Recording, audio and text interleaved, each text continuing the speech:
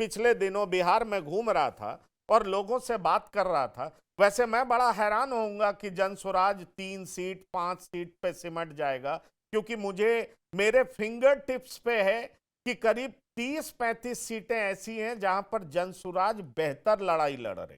अब वो जीत में तब्दील 3 पे होगा, 5 पे होगा, ये मुझे थोड़ा हैरान जरूर करेगा। लेकिन बहुत सारी सीटें मैं फिंगर टिप्स पे बता सकता हूं। चेरिया बरियारपुर बेहतरीन लड़ाई लड़ रही थी, बेगूसराय की सीट है। दरभंगा आर.के. मिश्रा जबरदस्त लड़ रहे थे। उसके बाद आप आ जाइए आर.के. मिश्रा के अलावा मिस्टर दास मुजफ्फरपुर से जबरदस्त लड़ाई लड़ रहे थे। अब ऐसी कई सारी सीटें मैं जानता हूं, जैसे हसनपुर की सीटें जबरदस्त लड़ाई लड़ रहे थे।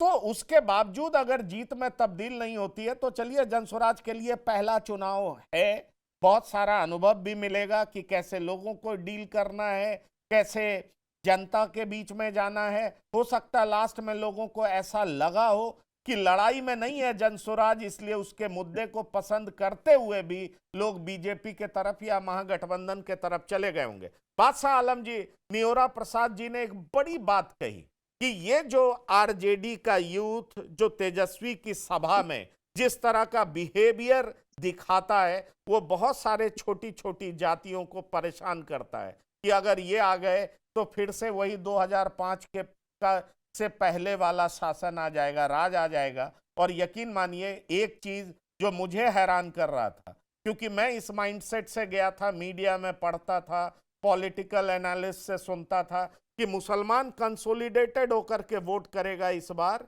महागठबंधन को।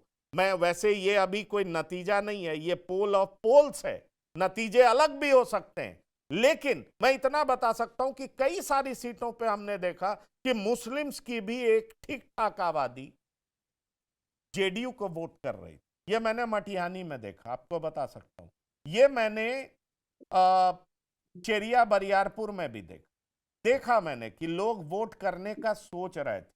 ये मैंने और अन्य जगहों पर देखा जहां उम्मीदवार ठीक थे, नीतीश कुमार का नाम चल रहा था, उनके कामों की वजह से लोग वोट करते नजर आए। बादशाह आलम जी, मैं आपसे पहले तो मैं आपका स्वागत करता हूं। और पोल ऑफ पोल्स के जो नतीजे हैं निश्चित रूप से आपको परेशान कर रहा होगा। एक भी पोल आपकी सरकार नहीं बना रहा है, एग्जिट पोल में यही दिखाई पड़ रहा है। नहीं पंकज भाई, देखिए ये एग्जिट पोल तो ये फाइनल रिजल्ट तो है नहीं। और जिस तरह से ये 2025 के इलेक्शन में देखा गया कि हमारी महागठबंधन गठबंधन की सरकार जिन मुद्दों को लेके पब्लिक में जा रही थी और जिस तरह से पब्लिक सपोर्ट हमको मिल रहा था, तो वो ऐसा नहीं है कि इस तरह का रिजल्ट उसमें आएगा। तो ये तो एक मीडिया का ये नैरेटिव होता है कि भाई एग्जिट पोल में जो है आपको इस तरह से दिखाना है, क्या नहीं दिखाना है।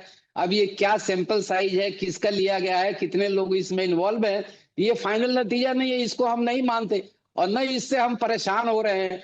महागठबंधन की सरकार 2025 में बनती नजर आ रही है। ये जो 70 आपने दिखाया कि कहीं कहीं आज 70 से ऊपर पोलिंग हुई है। 8% आजादी के बाद पहली बार इतना ड्रास्टिक चेंज हुआ है बिहार के पोलिंग परसेंटेज में। तो जब जब पोलिंग परसेंटेज में चेंज आती है तो सत्ता बदलने के लिए आती है। अगर ये सत्ता ये 20 साल से वहां चला रहे हैं, यहाँ सेंटर में सरकार 11 साल की है, डबल इंजन की सरकार। अरे बिहार के लिए कोई इन्होंने क्या किया है ये 20 साल में, वो तो बता दें। बस इनका सारा नैरेटिव जाके सेट होता है जंगल राज 2005 से पहले की बात करेंगे तो उस पर वहां की जो उस वक्त 2005 में जो बच्चा पैदा हुआ है, आज वो वोटर बन गया है, वो 30 साल का हो गया है, वो देख रहा है कब तक उसको ये कहानी सुनाएंगे। तो महागठबंधन के पास महिलाएं भी भारी मात्रा में वोट किए हैं और जो हमारे जेनजीज हैं जो 18 साल से लेकर 28 साल की उम्र तक है, वो चाहे किसी भी कास्ट किसी भी बिरादरी को हो, वो सब के सब तेजस्वी जी को 2025 का चीफ मिनिस्टर देखना चाहते हैं, महागठबंधन की सरकार बनाना चाहते हैं। उनको रोजगार चाहिए, उनको नौकरी चाहिए, उनको पलायन से रोकना है। तो ये सारी चीजें हमारे जो है महागठबंधन के मुद्दे हैं, इस पर हम लोग काम करेंगे। 17 महीना हमने सरकार में रहा तो दिखा दिया कि कैसे नौकरी दी जाती है। ये इनके नीति हमारे नियोरा भाई के कह रहे थे कि कहां से नौकरी देंगे, कहां से अपने बाप के यहाँ से पैसा लाएंगे तेजस्वी, लेकिन 5.5 लाख नौकरी दे के दिखाया। आज लोग जो है 50-50 हजार 60-60 हजार रुपये तनख्वाह वसूल रहे हैं। तो हर घर में एक सरकारी नौकरी देना है हमको, वहाँ महिलाओं को सशक्तिकरण करना है। चलिए ये सब चलिए, देख के ही मैं जन मुझे सैलाब जो आप बिहार में हो प्रवक्ताओं रहा की है, एक खास तो बात ये होती है, आपको 14 तारीख को आप देखने को प्रवक्ताओं मिलेगा। की आलम ये साहब, सारा एक आलम जीत साहब, पोल एक तरफ भरा आलम रह साहब, जाएगा। आप प्रवक्ताओं की एक खास बात होती है, जब तक रिजल्ट सामने ना आ जाए तब तक आप नहीं मानेंगे, और जब रिजल्ट सामने भी आ 14 को भी जाएगा आपके साथ तो डिबेट करेंगे पंकज अच्छा, भाई। नहीं नहीं, 14 तारीख को भी आप आपके अपने साथ जगह डिबेट बिल्कुल करेंगे। सही है, मैं भी इसको एग्जैक्ट नतीजा हम नहीं आपके कहता। साथ डिबेट करेंगे मैं और बिल्कुल इस नहीं कहता, पोल मैं नहीं का कह रहा सबका हूं। पोल खोल के रख देंगे 14 तारीख को। हाँ नहीं नहीं, मैं बिल्कुल नहीं कहता, मैं ये कह रहा हूं ये कोई नतीजा नहीं है, एग्जैक्ट नतीजा नहीं है, ये पोल ऑफ पोल्स है। Co-presented by Vimal LIG. Bolo Zuba Kesari. Co-powered by Sensodyne. In association with V-Guard Water Heater.